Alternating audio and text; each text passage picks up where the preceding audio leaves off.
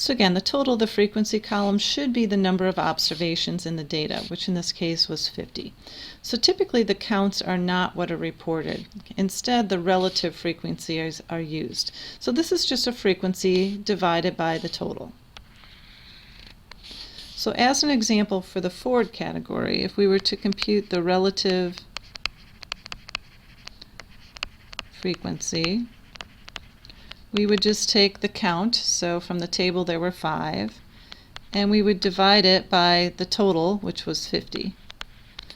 And so 5 divided by 50, we get 0.10, or as a percentage, we could write that as 10%.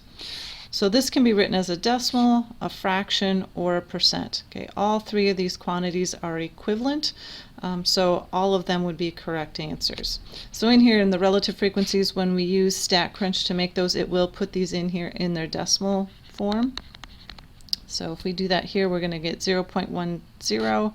If we took 12 and divided by 50, we would get 0.24. 6 divided by 50, we'd get 0.12. And so on. Now in this case, all of these decimals were exact. We didn't do any rounding up here. So in this case, this total should come up to, when we add that up, should come up to exactly 1.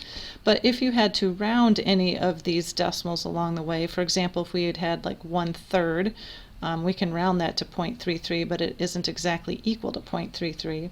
In that case, when we add this up, it might be a little off due to some rounding errors. In this case, we didn't do any rounding, so it should add up to exactly 1.